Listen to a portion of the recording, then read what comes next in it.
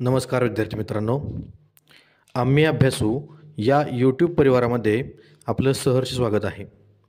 आज आपण इंग्रजी भाषेमधील काही ॲक्शन वर्ड्स पाहणार आहोत।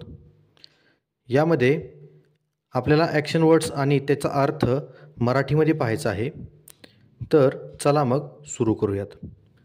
आजचा आपला पहिला शब्द आहे टू वॉक। याचा मराठीमध्ये अनुवाद होईल टू वॉक म्हणजे चालणे। टू वॉक चालणे। या ठिकाणी आपल्याला एक गोष्ट समजून घ्यावी लागेल। वॉक या शब्दाचा अर्थ आपण ज्यावेळेस क्रियापद म्हणून घेत असतो त्यावेळेस तो चालतो, चालते, चालेल असा होत असतो, परंतु या ठिकाणी टू हा शब्द त्याच्या अगोदर आल्यामुळे ह्या ठिकाणी चालणे हा ने प्रत्यय शेवटी आलेला आहे आणि हे क्रियापद न राहता हे एक धातुसाधित नाम झालेलं आहे। आपला पुढील शब्द आहे टू क्लॅप।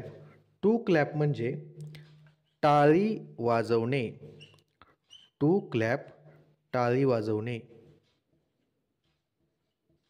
आपल्याला प्रत्येक ॲक्शन वर्डमध्ये शेवटी हा ने प्रत्यय बघायला भेटेल। पुढील शब्द आहे टू रन। टू रन म्हणजे पळणे।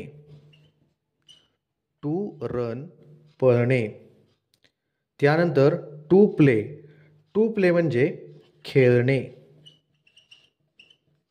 टू प्ले म्हणजे खेळणे।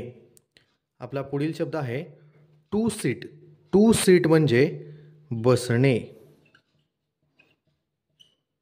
टू सीट बसणे। नंतर बघूयात टू कुक। टू कुक म्हणजे स्वयंपाक करणे। टू कुक स्वयंपाक करणे। त्यानंतर शब्द आहे टू रीड। टू रीड म्हणजे वाचणे किंवा वाचन करणे। टू रीड वाचणे किंवा वाचन करणे। नंतरचा शब्द आहे टू क्राय। टू क्राय म्हणजे रडणे। टू क्राय म्हणजे रडणे।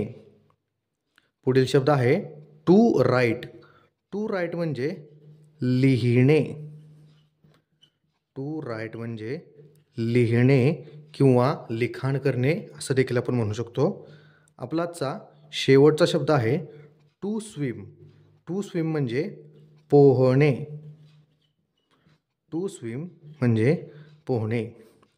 आज या ठिकाणी आपण इंग्रजी भाषेमधील एकूण 10 ॲक्शन वर्ड्स पाहिलेले आहेत आणि यानंतर देखील आपल्याला अशाच प्रकारचे जर व्हिडिओ हवे असतील तर आपल्या चॅनलला सबस्क्राईब करून घ्या आणि बेल आयकॉन दाबा आणि त्यासोबत आपल्या गरजू मित्रांना हा व्हिडिओ शेअर करायला विसरू नका। धन्यवाद।